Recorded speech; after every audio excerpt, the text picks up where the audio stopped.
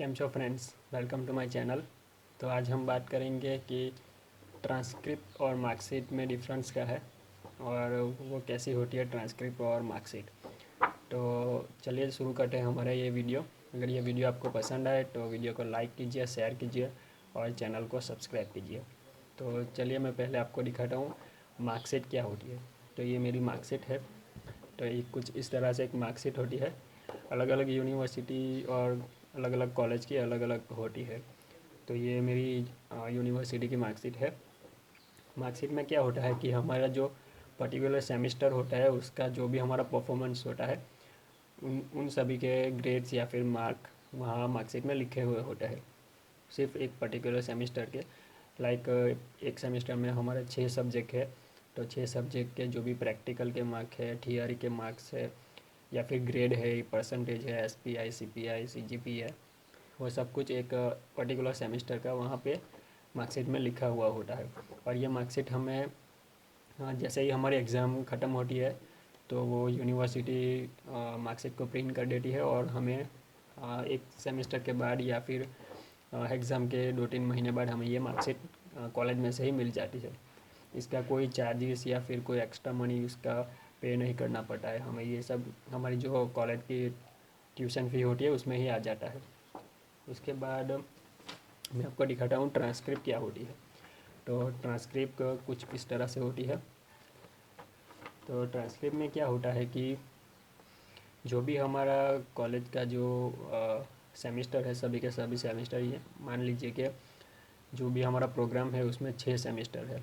तो first semester से लेके 6 सेमेस्टर तक जितने भी सारे सेमेस्टर है उन सभी सेमेस्टर के सभी सब्जेक्ट ट्रांसक्रिप्ट के एक पेज में लिखे हुए होते हैं। जैसे कि यहाँ पे मेरा है ये फर्स्ट सेमेस्टर। तो फर्स्ट सेमेस्टर के सभी मार्क्स यहाँ पे लिखे हुए हैं। उसके बाद सेकंड सेमेस्टर, तो सेकंड सेमेस्टर के लिखे हुए हैं। थर्ड, फोर्थ, फिफ्थ, सिक्स्थ सभी के लिखे हुए होते हैं। और हमारे इसमें सेम होता है, जो हमारे मार्कशीट में ग्रेड होते हैं या फिर मार्कशीट में जो हमारा प्रैक्टिकल या फिर थियरी में मार्क्स होते हैं या फिर ग्रेड होते हैं वही सेम इसमें भी लिखे हुए होते हैं। मतलब कि दोनों में से डिफरेंट इतना ही है कि मार्कशीट जो है वो अलग अलग सेमेस्टर की होती है और ट्रांसक्रिप्ट होती है वो एक ही पेज की होती है जिसमें हर एक सेमेस्टर के मार्क लिखे हुए होते हैं। तो ये मार्कशीट होती है, ट्रांसक्रिप्ट होती है हमारी, और इसमें हमारा जो ओवरऑल परसेंटेज है वो भी लिखा हुआ होता है। और जो ट्रांसक्रिप्ट है वो बहुत सारी यूनिवर्सिटी ऐसी है जैसे कि अगर हमने ग्रेजुएशन नहीं किया तो भी वो प्रोवाइड करती है, लेकिन हमें 6 सेम या फिर 7 सेम में 7 सेम या फिर 6 सेम पास आउट होना चाहिए तो हमें वो ट्रांसक्रिप्ट प्रोवाइड करती है। और अगर अब हम ग्रेजुएट हो चुके हैं या फिर हमारी कॉलेज ख़त्म हो चुकी है तो हमें मिलता ही मिलता है ट्रांसक्रिप्ट। और ट्रांसक्रिप्ट में क्या है कि ये ट्रांसक्रिप्ट कॉलेज या यूनिवर्सिटी ऐसे ही हमें प्रोवाइड नहीं करती।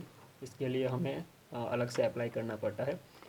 तो जो अप्लाई करते हैं तो उसका वो लोग थोड़ा बहुत चार्जेस लेते हैं। जैसे कि मेरी यूनिवर्सिटी में वो लोग एक ट्रांसक्रिप्ट चाहिए तो 250 रुपीज़ चार्जेस हैं उनका।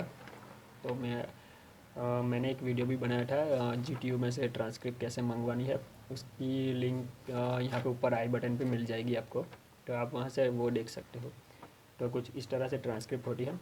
और ये ट्रांसक्रिप्ट का यूज़ क्या है, तो अगर आपको फॉरेन कंट्री में स्टडी के लिए जाना हो तो मोस्ट ऑफ यूनिवर्सिटी ऐसी है जो हमारे पास ये ट्रांसक्रिप्ट मांगती है। तो हमें ये ट्रांसक्रिप्ट और मार्कशीट दोनों ही वहाँ कुरियर करनी पड़ती है। तो इसके लिए ये वो चाहिए, क्योंकि वो लोग ट्रांसक्रिप्ट में ही देख के हमारा जो पूरी प्रोफाइल है वो इवेल्यूट कर देते हैं। तो ये ट्रांसक्रिप्ट इसलिए चाहिए। और जब भी हमें कोई भी फॉरेन यूनिवर्सिटी या कॉलेज में ट्रांसक्रिप्ट भेजनी हो तो वो लोग सील्ड एनवलप में ट्रांसक्रिप्ट मांगते हैं। तो जैसे कि ये मेरी ट्रांसक्रिप्ट है और ये उसका सील्ड एनवलप था। ये पूरी ट्रांसक्रिप्ट इस एनवलप में ऐसे अंदर थी। तो मैंने मंगवाया था और मैंने एक एनवलप यहाँ पे ओपन कर लिया है।